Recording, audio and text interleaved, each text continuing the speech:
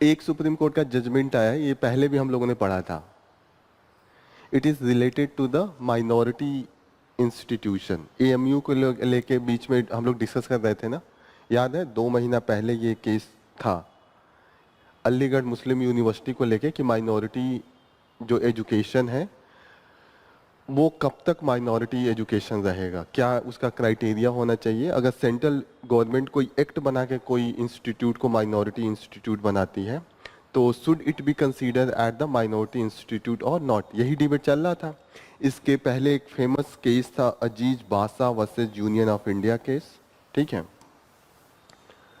तो जो डिबेट चल रहा था कंटिन्यूअसली था कि वेदर ये इंस्टीट्यूट अगर सेंट्रल यूनिवर्सिटी है और उसको यूनियन गवर्नमेंट ने बनाया है किसी एक्ट के द्वारा, तो उसको क्या कंसीडर करेंगे। माइनॉरिटी इंस्टीट्यूट हो जाने पे क्या फ़ायदा होता है कि अपना एडमिनिस्ट्रेशन खुद करते हैं, सीट रिजर्व कर सकते हैं फॉर द माइनॉरिटी, ये सब फायदे हैं।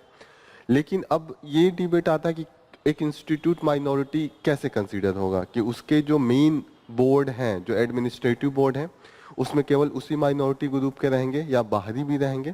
इस चीज़ को लेके एएमयू में कंटिन्यूअसली डिबेट और चेंज होता आया है। ये बहुत पहले बना था, अंग्रेजों के टाइम पे बना था, फिर यूनियन गवर्नमेंट ने थोड़ा बहुत मॉडिफिकेशन किया था।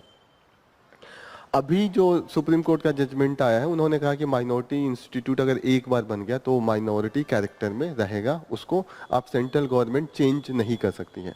अब लेकिन ये है कि माइनॉरिटी इंस्टीट्यूट के लिए who have to prove that, okay. तो वहां पे जो माइनॉरिटी इंस्टीट्यूट है उसको प्रूव करना पड़ेगा they have been established the institution to preserve and retain the cultural fabric.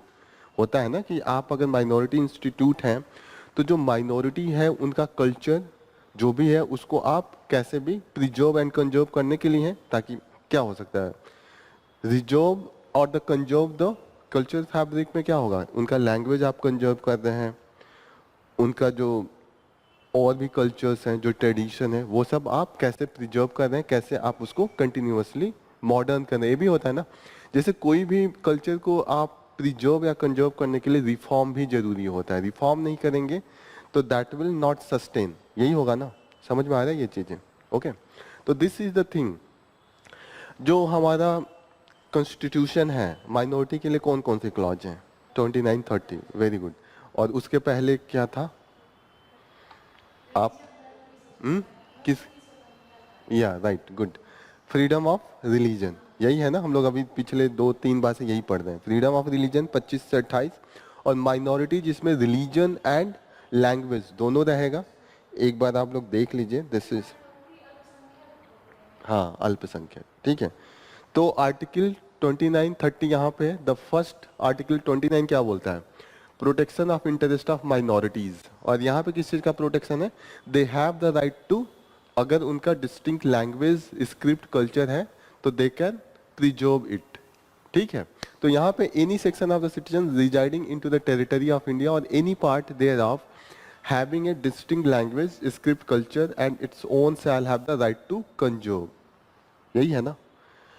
तो यहाँ पे देखिएगा कि एनी सेक्शन ऑफ सिटीजन, तो माइनॉरिटी के लिए तो है ही है, ये मेजोरिटी के लिए है, मेजोरिटी के लिए भी तो है। आपका अगर लैंग्वेज हिंदी है, संस्कृत है, तो वो भी तो आप कर सकते हैं। तो यहाँ पे ये माइनॉरिटी और मेजोरिटी दोनों के लिए है। लेकिन माइनॉरिटी इसलिए क्लियर कट में लिखा गया है क्योंकि ये पता चले कि माइनॉरिटी हमेशा वीक होता है, जो स्ट्रांग है उसका थोड़ी कोई चेंज करेगा। अगर कोई ये थोड़ी कि इंडिया में कोई उर्दू इम्पोज कर सकता है, कोई ये बना सकता है कि ये मुस्लिम राष्ट्र हो, नहीं बन पाएगा किसी कीमत पे, क्योंकि मेजॉरिटी हिंदूज हैं। लेकिन हिंदू राष्ट्र बनाना हो तुरंत बन जाएगा क्योंकि मेजॉरिटी है।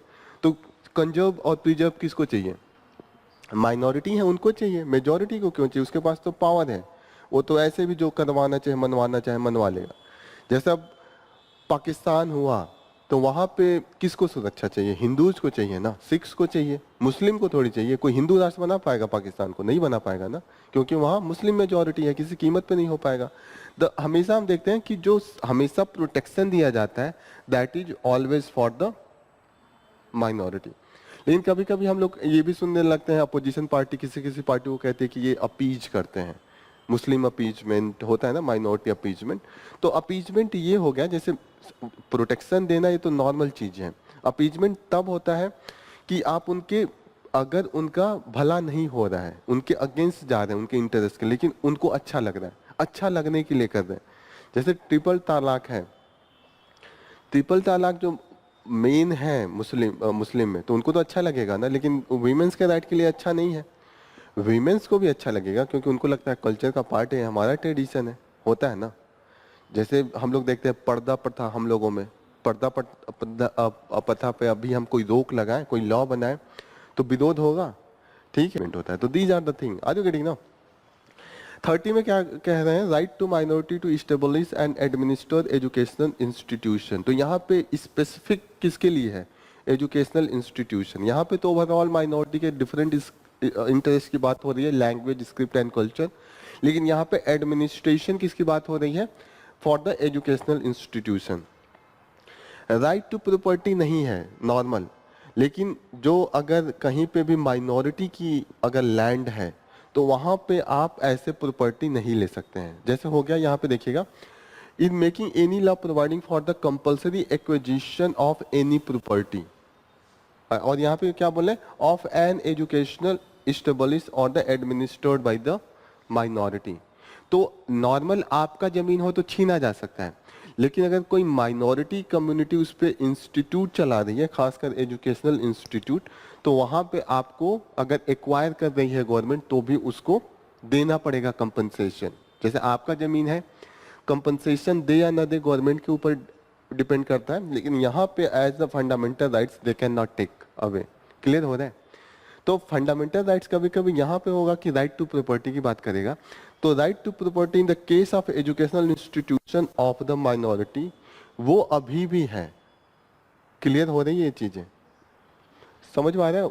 29 जनरल है माइनॉरिटी इंटरेस्ट के लिए, यहाँ लैंग्वेज, स्क्रिप्ट एंड कल्चर, और यहाँ पे एजुकेशन से ही रिलेटेड है। पहला है कि एजुकेशन एडमिनिस्ट्रेट करना है, और दूसरा है कि उनका जो अगर प्रॉपर्टी है, एक्विजिशन का मतलब क्या होता है? Compulsory acquisition. अगर जमीन लेना ही है, जैसे कोई बहुत जरूरी प्रोजेक्ट बन रहा है, कहीं पे आपने 400 एकड़ का जमीन दिया एयरपोर्ट बनाने के लिए, और किनारे छोटा सा वहां पे कोई मदरसा चल रहा है, मदरसा चल रहा है, तो वो तो कंपलसरी एक्विजिशन हो जाएगा ना, वो तो लेना ही पड़ेगा। तो वहां पे होगा कि यहाँ पे आपको प्रॉपर तरीके से कंपनसेशन दे के ही लेना पड़ेगा। ऐसे हमारा आपका जमीन होता तो वो लेके जाते हैं, आप मानते हैं ना मानते, लेकिन यहाँ पे आप डायरेक्ट अगर वो माइनॉरिटी इंस्टीट्यूट अगर डायरेक्ट सुप्रीम कोर्ट जाना चाहे तो जा सकती है। क्लियर हो रहा है? डिफरेंस समझ में आ गया? 29-30 में क्या है? 29 कॉमन है, लैंग्वेज, स्क्रिप्ट एंड कल्चर, तीनों की बात आ रहा है। यहाँ पे भी बहुत क्लियर रहिएगा कि यहाँ पे लिखा एनी सेक्शन ऑफ सिटीजन, ये सबके लिए है। तो ये है कि माइनॉरिटी के लिए भी है और मेजॉरिटी के लिए भी है, लेकिन यहाँ पे माइनॉरिटी को हम इसलिए कहते हैं क्योंकि वीक माइनॉरिटी होता है, ठीक है। और 30 में है कि this is for the education administration of the educational institution. Minority को फ्रीडम है कि वो अपना एजुकेशनल इंस्टीट्यूशन अपने अनुसार चलाए। जो अलीगढ़ मुस्लिम यूनिवर्सिटी था, इसी पे डिबेट था कि ये जो माइनॉरिटी इंस्टीट्यूशन है वो कैसे रिकॉग्नाइज होगा। तो उन्होंने कहा कि एक तो ये शो होना चाहिए कि उसका मेन इंटरेस्ट जो है वो माइनॉरिटी का जो कल्चर है, ट्रेडिशन है, उसको प्रिजर्व करने के लिए है। यही है ना, यहाँ न्यूज में यही तो लिखा है।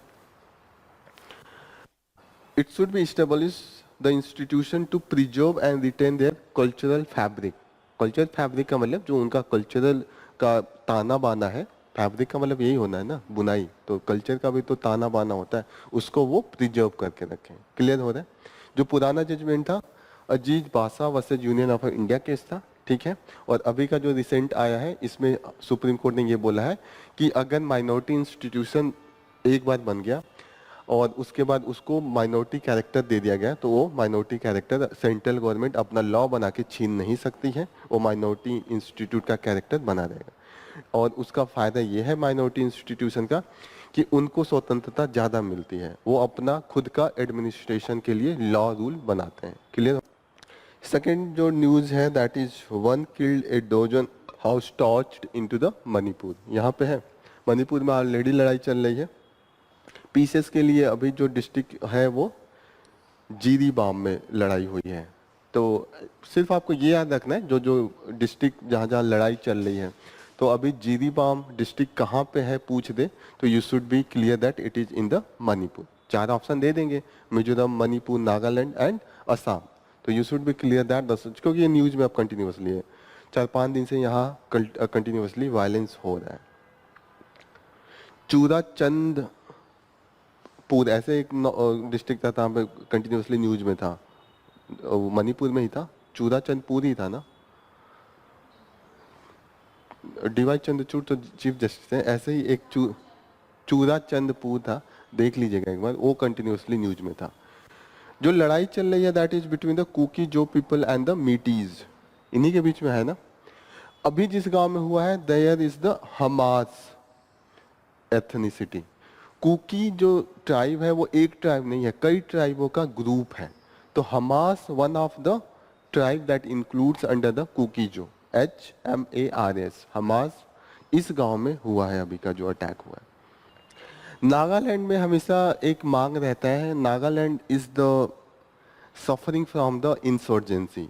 इंसर्जेंसी का मतलब आपस में जो होता है कि सेपरेट लैंड चाहिए, होता है ना कि नागा अपने आप को इंडिया के साथ जोड़ के नहीं देखते, वो अपना सेपरेट एंटिटी मांगते हैं, वो अपना सेपरेट अलग देश की मांग करते हैं।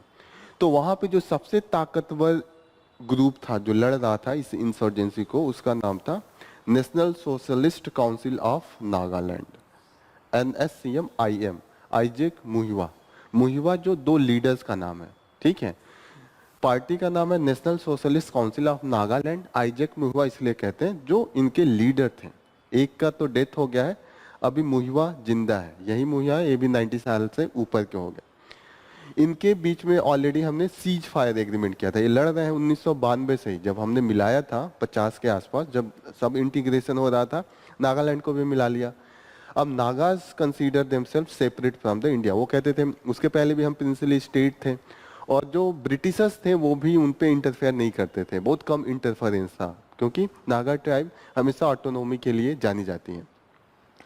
अब इंडिया में जब हमने करा तो कुछ पार्ट इनके म्यांमार में चला गया। अंग्रेजों का था, उनको तो सिर्फ रेवेन्यू लेने के लिए बनाया था ना, प्रॉपर तरीके से उन्होंने डिवीजन थोड़ी किया था कि किस एरिया में कौन सी जनजाति रहती है, उसी हिसाब से किया जाए। अब जो आप देखिएगा कि यहाँ नागालैंड का जो आप पिक्चर देखिएगा इधर है, तो कुछ एरिया इधर म्यांमार में है और कुछ एरिया इंडिया में है। ये म्यांमार इस तरफ है बॉर्डर के, समझिए ये बॉर्डर है। ट्राइबल कुछ इधर रहते हैं, कुछ उधर रहते हैं। आर यू गेटिंग ना? जैसे अब मानिए गोरखपुर का है कुछ, हम लोग जो बोलते हैं ये रीजन है पूर्वांचल वाला, ठीक है। अब कुछ आगे जाइएगा तो नेपाल होगा, ठीक है। तो डिवीजन आप कुछ नेपाल का ऐसे डिवीजन करें कि कुछ नेपाली इधर आ जाए गोरखपुर वाले एरिया में, कुछ नेपाली उधर रह जाए जिनका लैंग्वेज नेपाली है।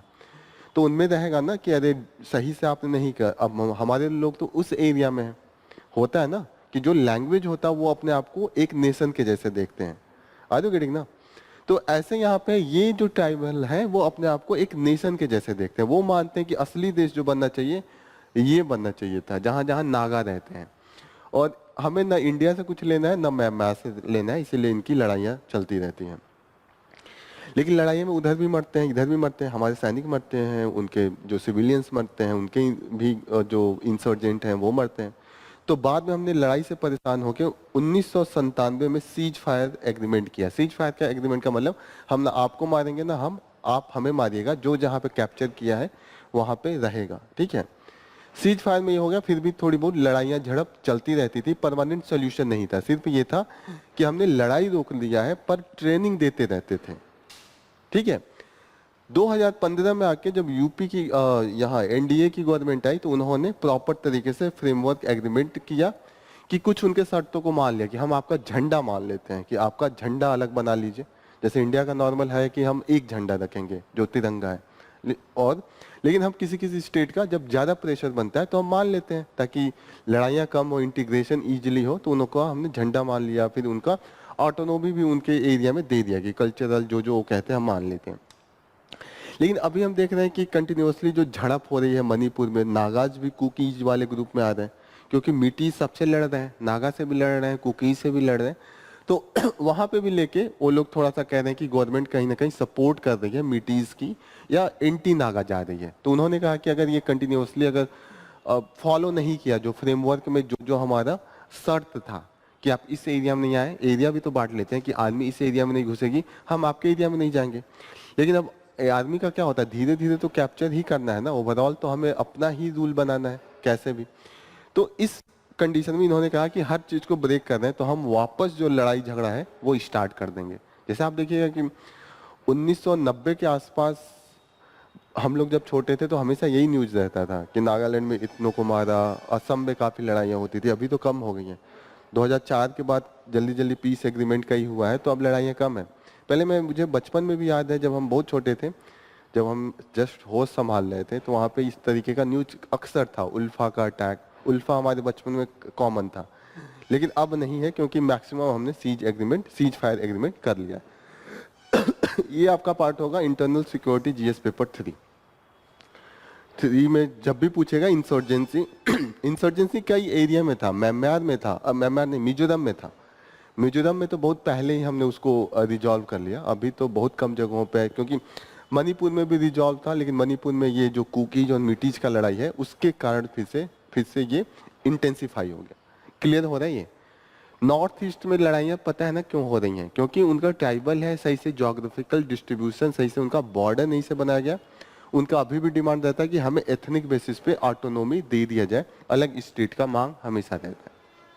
अभी ये काफी न्यूज में है, that is the Bandhavgarh tiger reserve. कहाँ पे है Bandhavgarh tiger reserve? Where is this Bandhavgarh tiger reserve? कहाँ पे?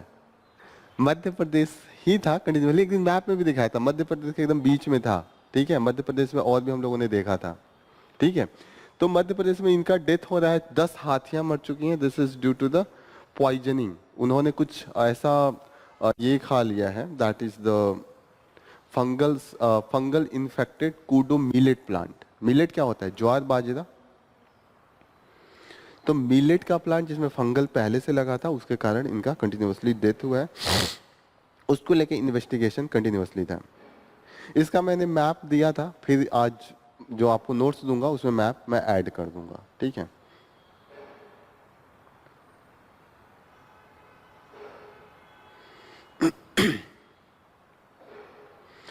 केदारनाथ किस लिए फेमस है?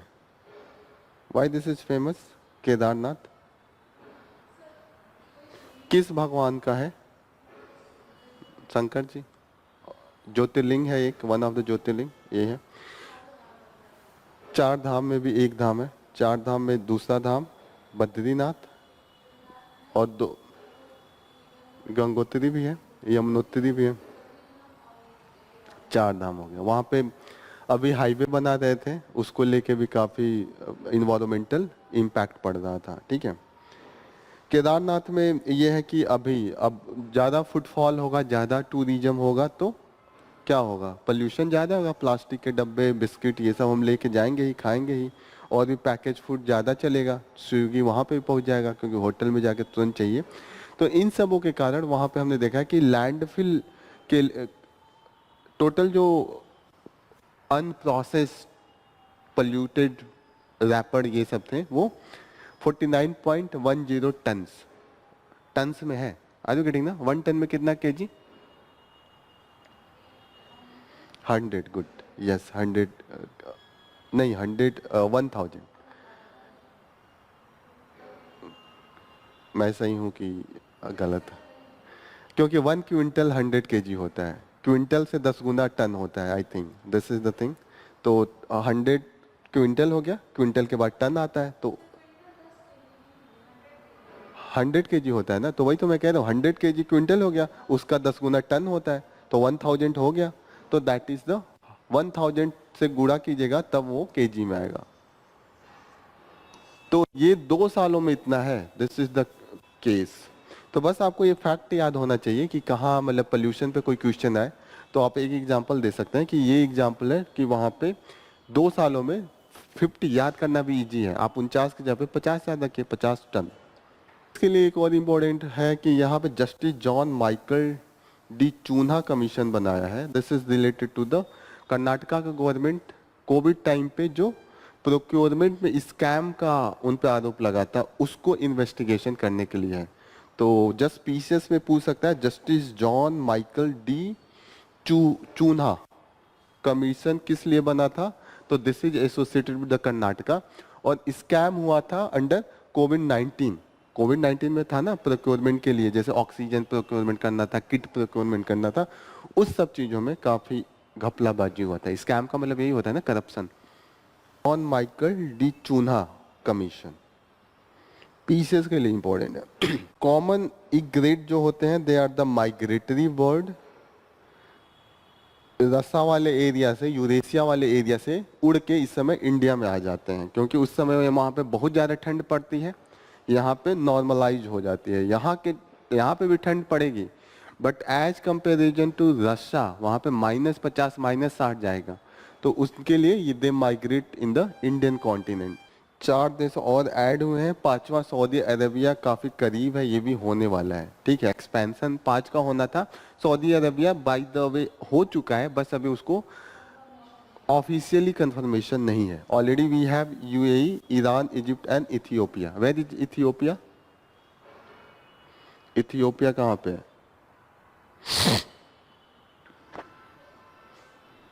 मैप में हर चीज लोकेट करना है, तभी मैप एकदम याद होना चाहिए। घर पे जाके you should locate everything in the map.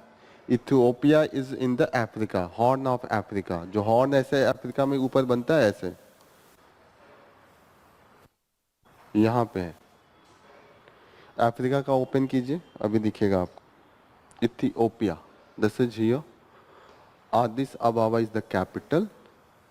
यहाँ पे जिबूती बगल में एक देश है, ये टच करता है with the red sea and gulf of Aden. Djibouti is very important. यहाँ पे पोर्ट है, ये पोर्ट चाइना बना रहा है, तो इंडिया के लिए थोड़ा सा दिक्कत की बात हो रही है, क्योंकि यहाँ जो है ये चोक पॉइंट है। चोक पॉइंट का मतलब स्ट्रेट है। कौन सा स्ट्रेट यहाँ पे है? बाब अल मंदाब। बाब अल मंदाब पढ़ा था एक दिन। बाब अल मंदाब यहाँ पे है, एंड जो स्ट्रेट है that connects red sea and the gulf of Aden. Clear हो रहा है? इसको हॉर्न कहते हैं, हॉर्न ऑफ अफ्रीका। ये सिंह के जैसे निकला है ना, नुकीला सा, दिस इज द हॉर्न। एक चीज और याद रखिएगा, बड़ा ये क्वेश्चन पीसेस में कई बार पूछता है कि जो इथोपिया है ये लैंड लॉक्ड है या किसी सी से कनेक्ट होता है? कनेक्ट हो रहा है, लैंड लॉक्ड है, सब जगह किसी न किसी से घिरा हुआ। इधर सोमालिया घेरे हुए, इधर जिबूती, एंड ऊपर एरिट्रिया। एरिट्रिया है। ये बहुत इंपॉर्टेंट लोकेशन है, क्योंकि लड़ाइयाँ यहीं चल रही हैं। रेड सी में ही लड़ाई चल रही है, गाजा ऊपर ही है। ये गाजा इजिप्ट ऊपर ही है ना, ये गाजा, ये इजिप्ट है। इजिप्ट का यही वाला एशिया पे है ना। गाजा कहाँ है? यहीं पे है।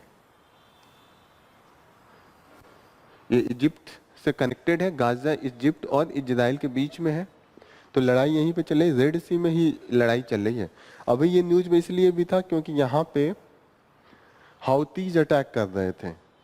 बीच में हम लोग पढ़े थे कि हाउटीज के अटैक के कारण ये पूरा शिप को इधर से घूम के जाना पड़ रहा है, कॉस्टिंग बढ़ गई है, इंश्योरेंस के कॉस्ट बढ़ गए हैं, जो क्रूड ऑयल शिप में लगता है वो ज़्यादा हो गया है, ये सब पढ़ा था। तो this is in the case of, यहीं पे चल रहा है। तो आप देखिएगा 1-2 क्वेश्चन पक्का पीसीएस में तो 2-3 क्वेश्चन, यूपीएससी में भी प्रीलिम्स में 1-2 क्वेश्चन पूछता है जहाँ पे भी लड़ाई हो रही होती है। और वो डायरेक्ट ये नहीं पूछेगा कि गाजा कहाँ है, आसपास वाला पूछेगा। जैसे यहाँ पे अटैक कर रहे हैं तो ये भी पूछेगा। तो आपको क्लियरिटी होना चाहिए जो भी चीज न्यूज में है। जैसे आपको बहुत क्लियर कट पता होना चाहिए कि रेड सी के आसपास क्या है, ये सब रटा होना चाहिए, दिमाग में एकदम पिक्चर आना चाहिए कि रेड सी कनेक्ट हो रहा है गल्फ ऑफ एडन से। ठीक है, इस तरफ कौन सा देश है, उस तरफ कौन सा देश है, यहाँ पे कौन सा देश है, कई बार पढ़ा है हम लोगों ने। यहाँ यमन है, यहाँ ओमान है, उसी की राजधानी मस्कट थी, एक दिन पढ़ रहे थे। ऊपर सऊदी अरेबिया है, देखिएगा अभी एशिया वाले मैप में वो सब दिखेगा। अब यहाँ पे देखिएगा, ये इसमें यही है कि जो मेन है ग्लोबल मेजॉरिटी, हम जो ब्रिक्स है वो कहीं ना कहीं एंटी यूएस का स्टैंड कई बार ले लेता है, क्योंकि चाइना है, रसिया है, उसके भी बात को, लेकिन इंडिया एंड साउथ अफ्रीका ये बैलेंसिंग का काम करते हैं, क्योंकि ये तो न्यूट्रल रहते हैं, इनका तो यारी दोस्ती ट्रम्प से भी है और इनकी यारी दोस्ती पुतिन से भी है, तो हम लोग बैलेंस करने की कोशिश करते हैं। तो इंडिया का हमेशा एफर्ट यही रहता है कि एससीओ हो या ब्रिक्स हो, वो एंटी यूरोप या एंटी वेस्ट ना बन जाए। हम, क्योंकि हमें सबसे चलाना है, हम यही कहते हैं कि हम सिर्फ प्रोग्रेस के लिए, हम किसी से लड़ने के लिए नहीं है। इंडिया का भी यही होता है कि मैं ब्रिक्स इसलिए कर रहा हूँ क्योंकि वहाँ पे भी डेवलपिंग कंट्री का हम रिप्रेजेंट करते हैं। जो ग्लोबल साउथ का रिप्रेजेंटेशन होता है ब्रिक्स एंड एससीओ करता है, क्योंकि वेस्ट कहीं ना कहीं डिस्क्रिमिनेट करता है। हम लोग देखे थे कि जो टेक्नोलॉजी की बात हो गई, इन्वायरमेंटल प्रोटेक्शन की बात हो गई, जो फंडिंग है कहाँ करते हैं, वेस्ट से नहीं आती है। तो इसीलिए है कि हमारा हर जगह होना चाहिए कि ग्लोबल प्रेशर बना सके, एक ग्रुप का दूसरे ग्रुप का, दूसरे ग्रुप का पहले ग्रुप का, यही है ना। This is the case. ये है कि जो ब्रिक्स समिट है उससे हमारा आपसी मतभेद भी सुधार सकते हैं। ब्रिक्स समिट के पहले ही, अब उसमें चाइना भी है, इंडिया भी है, तो उसके पहले बहुत मधुर तरीके से मिला जाए तो चाइना और इंडिया का जो दो जगहों पे, जो लद्दाख में हमारी लड़ाइयाँ चल रही थी, एक दूसरे को आने नहीं दे रहे थे पेट्रोलिंग के लिए, उसको भी हमने अलाउ कर दिया था। पढ़ा था ना कि डिसंगेजमेंट कर दिया, चाइना भी एक्सेप्ट कर ली। कौन कौन सा जगह था जहाँ पे हमने डिसंगेज किया है? डेमचुक और डेप्सा। वेरी गुड, इतनी बार आया है कि याद हो गया। तो this is all about from the this news analysis. Musi news में है, मूसी इज द रिवर, किस शहर के किनारे है? बिना देखे बताइए। एक बीच में एक दिन और बताया था, आप करीब करीब हैं, आप वेरी क्लोज। नहीं, मध्य प्रदेश के बगल में तेलंगाना भी तो है, पहले वो Andhra Pradesh, Telangana and after that Karnataka. तो हैदराबाद जो सिटी है that is on the bank of the Musi river, इसीलिए मूसी फेमस है। क्योंकि आप जब भी बड़े सिटीज का पढ़ते हैं पीसेस में क्वेश्चन पूछता रहता है कौन शहर किस नदी के किनारे है, तो मूसी बहुत फेमस है, क्योंकि ये जल्दी लोगों को याद नहीं रहता है। क्योंकि दिल्ली पूछेगा तो सबको पता है कि वो यमुना के किनारे है, ठीक है। आगरा पूछेगा सबको पता है, कानपुर पूछेगा सबको पता है गंगा के किनारे है, वाराणसी पूछेगा। मूसी हैदराबाद लोग कंफ्यूज होते हैं क्योंकि आई थिंक गंगा किनारे है, मैं कंफ्यूज हो रहा हूँ, आप चेक कीजिएगा, नेक्स्ट में हम लोग सही कर लेंगे। I think it is on the bank of Ganga. Okay, so this is all about from the this news. आपको यही है कि मूसी पे एक प्रॉपर तरीके से प्रोजेक्ट बना रहे हैं, ताकि आप जब यूरोप में जाते हैं तो आप देखते हैं शहर के किनारे एकदम रिवर फ्रंट को काफ़ी शुद्ध क्लीन रखते हैं, काफ़ी वहाँ पे ओवर ब्रिज बना के रखते हैं। हाँ, गंगा ही होगा आई थिंक, क्योंकि मुझे बहुत क्लियर कट याद है, एक बार मैं गया भी हूँ कानपुर के गंगा किनारे, तो आई रिमेम्बर, ठीक है। तो आर यू गेटिंग ना कि मूसी पे प्रॉपर तरीके से, आप वेनिस का नाम सुने होंगे, काफ़ी फेमस समंदर के किनारे है उसके अंदर से। तो आप यूरोप में जाएंगे तो एकदम शहर के अंदर नदी भी होगी, तो पूरा काफ़ी ब्रीजिंग होती है, बहुत खूबसूरत होता है, उसके किनारे भी लोग पूरा उसको इंजॉय करते हैं। और वहाँ पे पूरा बैंक पे रेस्टोरेंट होगा, उस पर काफ़ी बिजनेस अच्छा चलता है। जैसे अपने वहाँ है कि जहाँ पे नदी होगी बाढ़ पीड़ित होगा, वहाँ पे अच्छे से डेवलप नहीं कर पाते हम लोग, पल्यूट भी कर देते हैं। गंगा का हाल देखिए, यमुना का हाल देखिए, किसी भी रिवर का यही हाल है। लेकिन हम चाहते हैं कि उसको प्रॉपर तरीके से डेवलप करें, उसके लिए अथॉरिटी अलग से बनाई जाए और वो उसकी प्रॉपर तरीके से देख, अलग से अगर एक बॉडी होगी, जैसे म्यूनिसिपल है एक बॉडी अलग हो गई, जैसे जल बोर्ड हो गया तो पूरे शहर में जल का देखभाल करती है, वैसे एक बोर्ड केवल रिवर डेवलपमेंट के लिए बना दे। तो ऐसा जो तेलंगाना के चीफ मिनिस्टर है वो ऐसा प्रोजेक्ट बनाने की कोशिश कर रहे हैं। तो उसका लोग ये भी कह रहे हैं कि आप ज़्यादा मतलब डेवलप करने के चक्कर में इंक्रोचमेंट कर देंगे तो फ्लड का भी कंडीशन आ जाता है। एक नदी का नेचुरल वे होता है ना, नेचुरल वो शिफ्ट भी करता है, नेचुरल मिएंडरिंग होता है। मिएंडरिंग का मतलब सांप के जैसे चलना होता है ना। तो अगर आप वहाँ पे एक परमानेंट स्ट्रक्चर बना दे तो मिएंडर नहीं कर पाएगा ना। तो ये यहाँ पे कट करना हो तो कहीं और कट करेगा, कट। हाँ, नदी का तो यही है, नेचुरल अपना रास्ता शिफ्ट करते रहते हैं, हर नदी अपना रास्ता शिफ्ट करती है। तो वही है कि हम उसको बैलेंस करके चले, इस न्यूज में यही है।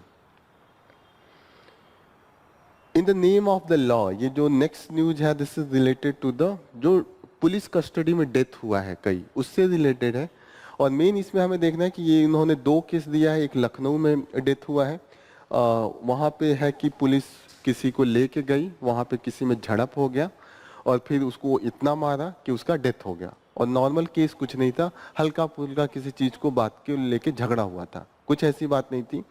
और उस केस में क्योंकि दूसरा वाला आदमी था वो पावरफुल था, वो उसका पॉलिटिकल कनेक्शन था, तो इसलिए उस पर ज्यादा सुनवाई नहीं हुई और इसीलिए पुलिस ने उसको बहुत मारा। ठीक है, दूसरा केस भी ऐसे ही है, ये दो को पकड़ के ले गए, और सिर्फ नॉर्मल था कि वो गैम्बलिंग जुआ खेल रहे थे, अब पकड़ के ले गए, उसको इतना मारा कि उसका भी डेथ हो गया।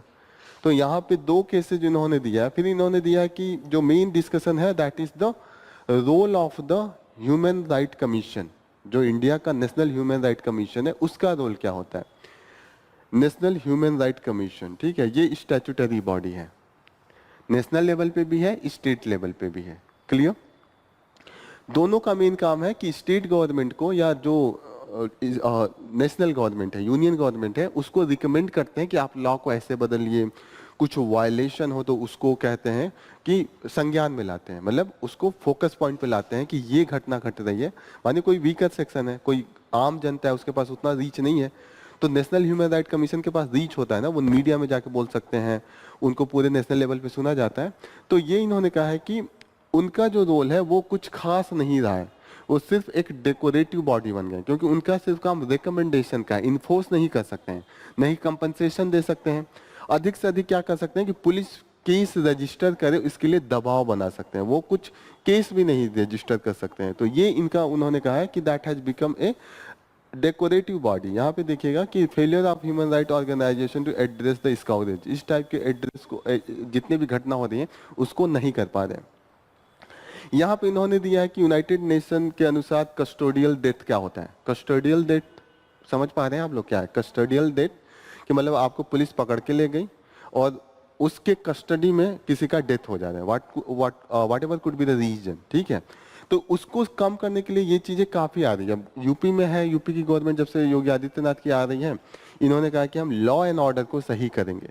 अब लॉ एंड ऑर्डर को सही करने के लिए इन्होंने पुलिस को इतना छूट दे दिया है कि इन्होंने मिसयूज करना स्टार्ट कर दिया। जैसे यह होता है ना कि एक लेवल है कि आप अच्छाई के नाम पे अधिक करना चाहते हैं, जैसे आप कहते हैं, एक कॉमन एग्जांपल हम लोग देते रहते हैं कि आप वीमेंस को कहते हैं कि आपको प्रोटेक्शन देंगे, लेकिन आपका पूरा का पूरा फ्रीडम ले लिया जाता है कि घर से बाहर मत निकलो, इससे बात मत करो, और बोलने पे क्या कहा जाएगा कि आपके लिए के सुरक्षा के लिए कर रहे हैं।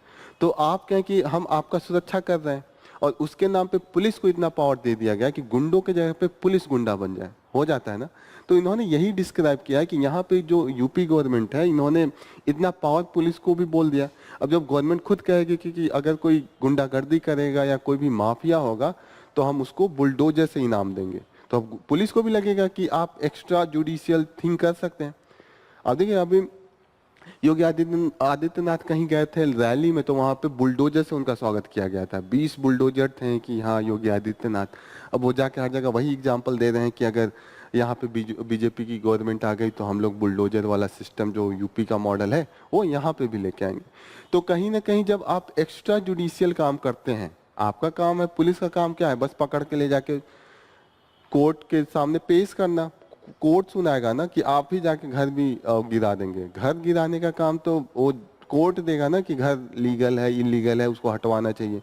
पुलिस का बस काम है कि ये प्रूफ करना कि जो क्राइम है वो हो रहा है, जो मकान है वो इलीगली बना है। क्लियर हो रहा है ये चीजें?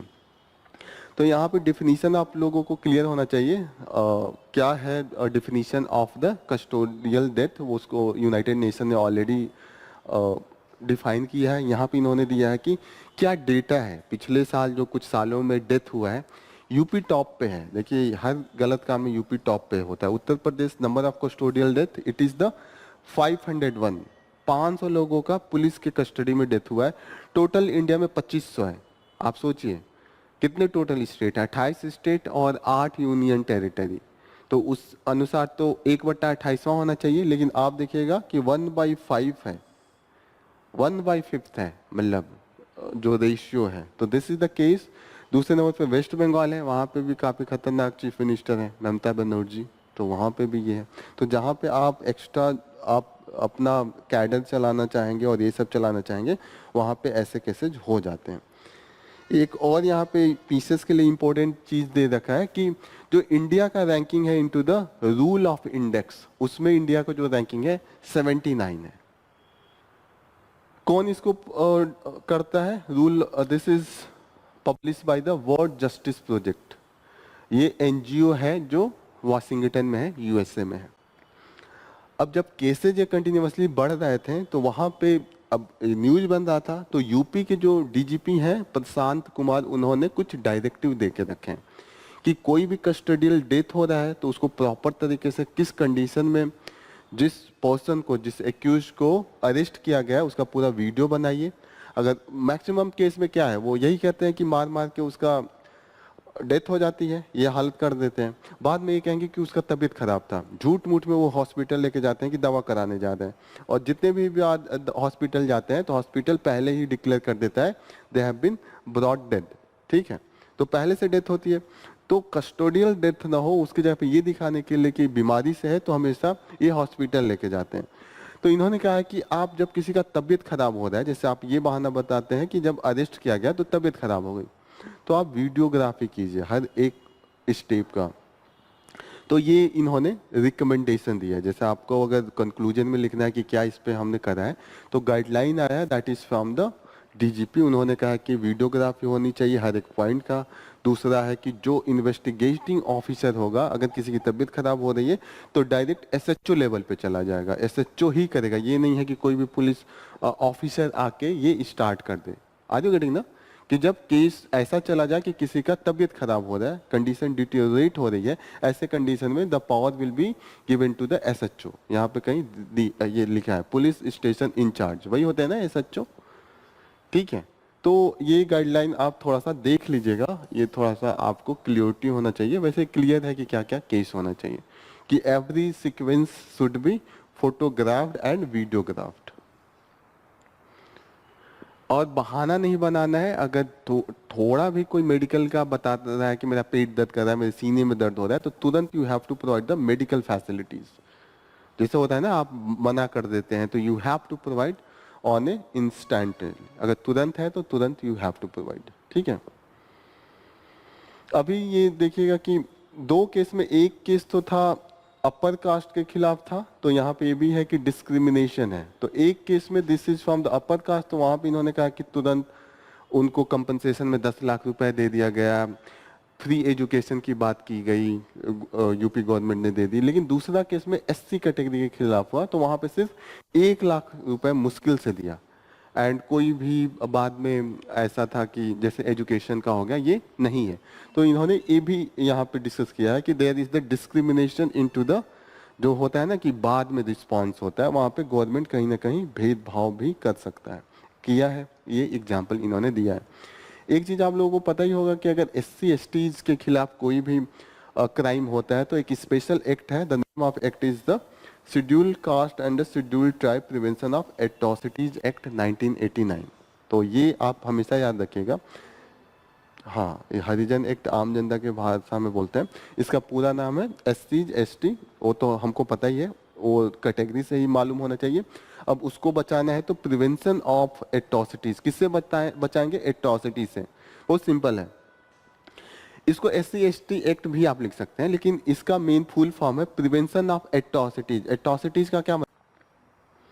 सही है, अत्याचार ही है। एट्रोसिटीज का मतलब अत्याचार ही होगा। प्रिवेंशन का मतलब बचाव, रोकथाम। तो सब कुछ आपको क्लियर याद हो जाना चाहिए। क्लियर? जैसे यहाँ पे है एक, इन्होंने दलित में इनके खिलाफ दिया है यहाँ पे। ठीक है, सीतापुर का केस है, एक लखनऊ का है, एक कैपिटल सिटी चिन्हट पुलिस स्टेशन से है। ठीक है, तो यहाँ पे अलग अलग तरीके से डील भी किया गया। क्लियर हो रहा है? यहाँ पे इन्होंने जो ह्यूमन राइट कमीशन है उसको क्रिटिसाइज किया कि उसके पास उतना पावर नहीं है कि वो इंस्टेंट एक्शन लेके डर बना सके। आप तुरंत सजा देते, तुरंत इन्वेस्टिगेशन कराते तो डर बनता है ना पुलिस के अंडर में। तो ये सब चीज़ है। और आपको ज़्यादा निगेटिव ना लिखना हो, कुछ अच्छा भी लिखना है, तो आपको ये भी लिखना होगा कि कुछ केसेज में सुप्रीम कोर्ट ने जजमेंट भी दिया है। एक जजमेंट यहाँ पे आया हुआ है सुप्रीम कोर्ट ने एक केस में, लेकिन वो 20 साल बाद उन्होंने ये जजमेंट दिया है। कहीं ना कहीं यहाँ पे है। यहाँ पे देखिएगा, अभी रिसेंटली सीतापुर में 3 कांस्टेबल को इन्होंने के खिलाफ इन्होंने इम्प्रीजनमेंट का केस सुना है, लेकिन दिस 2 डिकेड ओल्ड केस, मतलब 20 साल बाद का केस अभी उसका आया है जजमेंट। तो ये है कि ऐसे जजमेंट आने से जो होता है दैट इज जो हमें डर फैलाता है कि ये क्राइम ना करें।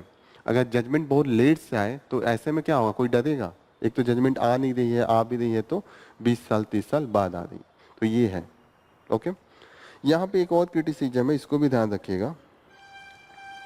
नेशनल ह्यूमन राइट और स्टेट ये जो ह्यूमन राइट कमीशन है, they are the recommendatory in nature. Recommendatory का मतलब ये सिर्फ सुझाव दे सकते हैं, बाइंडिंग नहीं है। 2 तरीके का बॉडी होता है, एक होता है बाइंडिंग, एक होता है रिकमेंडेटरी। तो this is the recommendatory. Okay, they don't have the power to punish violators, तो कोर्ट के जैसे काम नहीं करेंगे। And their recommendation is not binding, वो यहाँ पे लिखा है। The group have become ornamental organization and haven for the retired जज एंड ब्यूरोक्रेट्स, क्योंकि इसके जो मेंबर होते हैं वो हमेशा रिटायर्ड जज हो सकते हैं। तो इसीलिए हेवन का मतलब कि रिटायर के बाद जजों को नहीं होता है कि फिर से उनको कंटिन्यूअसली पैसा मिलता रहे, सैलरी आता रहे। तो उन लोगों को ह्यूमन राइट जो नेशनल लेवल पे है और स्टेट लेवल पे उन कमीशन का मेंबर बना दिया जाता है। तो कभी ह्यूमन राइट कमीशन पे पहले भी जीएस मेंस में पेपर क्वेश्चन आया है। तो ये सब क्रिटिसिज्म है, हमेशा क्रिटिसिज्म ही आता है। एक साल ऐसे पूछा था कि this national human right commission has become the Toothless tiger. दिखाने के लिए तो टाइगर है पर दांत नहीं है, तो उस पर उन्होंने कमेंट करने को बोला था। वो उस साल भी ह्यूमन राइट का बहुत वायलेशन का केस आया था, इसलिए वो क्वेश्चन पूछा था। अभी भी ह्यूमन राइट कमीशन हमेशा न्यूज में रहता है, क्योंकि उसके पास पावर नहीं है, सिर्फ वो अपने आप को न्यूज में रखता है पर उसका कोई इम्पैक्ट नहीं पड़ता है। Clear? So this is all about from the today's news. Here we will conclude our session. Thank you for joining the session. All the best. Jai Hind.